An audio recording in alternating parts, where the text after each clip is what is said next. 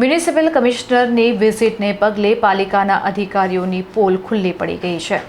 Deputy commissioner સફાઈ કરાવતા રહ્યા અને વોર્ડ ઓફિસર તમાશો જોતા રહ્યા. વડોદરા મહાનગરપાલિકાના મ્યુનિસિપલ કમિશનર અરુણ મહેશ બાબુએ જ્યારે ગાંધીનગર ગૃહ ખાતે ડ્રેનેજ પ્રોજેક્ટની ઓચિંતી સ્થળ મુલાકાત લીધી ત્યારે તંત્રના અધિકારીઓની આંતરિક કામગીરી અને શિસ્તની એક ચોંકાવનારી તસવીર સામે આવી છે. કમિશનરના રાઉન્ડને પગલે પાલિકાના તમામ ઉચ્ચ અધિકારીઓ દોડતા થઈ ગયા હતા અને કમિશનરની નજરે કોઈ ખામી ન ચડે તે માટે ઉતાવળે વિવિધ જગ્યાઓ પર સફાઈ અભિયાન શરૂ કરી દેવામાં આવ્યું હતું. આ દરમિયાન ગાંધીનગર ગૃહ પાસે આવેલા બાગ નજીક કચરા અને ગંદકીના ગંજ ખડકાયેલા હતા.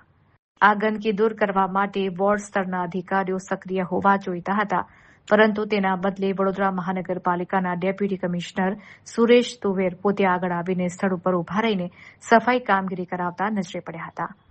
આખી ઘટનામાં સૌથી આશ્ચર્યજનક બાબત એ જોવા મળી કે જે સફાઈ અને વ્યવસ્થા જાળવવાની મૂળ જવાબદારી જે તે વોર્ડના ઓફિસરની હોય છે, તે વોર્ડ નંબર 13-14ના ઓફિસર મહેશ રબારી ડેપ્યુટી કમિશનરની સામે જ હાથ પર હાથ ધરીને મુખ પ્રેક્ષક બની તમાશો જોતા ઉભા રહ્યા હતા.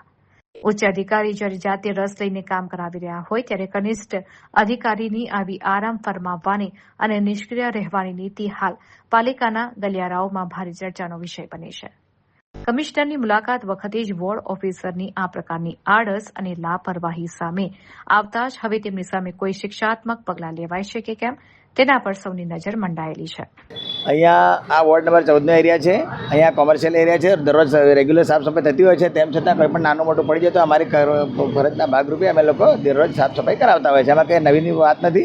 અને અહીંયા કોમર્શિયલ એરિયાની અંદર દરરોજ 2 વખત પણ સફાઈ કરવામાં આવે છે. વોર્ડ ઓફિસર શાંતિથી સામે ઉભા છે. આ કામગીરી કોના ધ્યાનમાં? આ વોર્ડ ઓફિસરના ધ્યાન પર હોવું જોઈએ અને મેં ધ્યાન પર દોર્યું છે. મેં કીધું વ્યવસ્થિત સફાઈ કરાવો એ પર સૂચના પણ એમને આપી છે. તો સાઈડ પર શાંતિથી ઉભા રહે એમને સૂચના આપી છે, કામગીરી કરાવશે.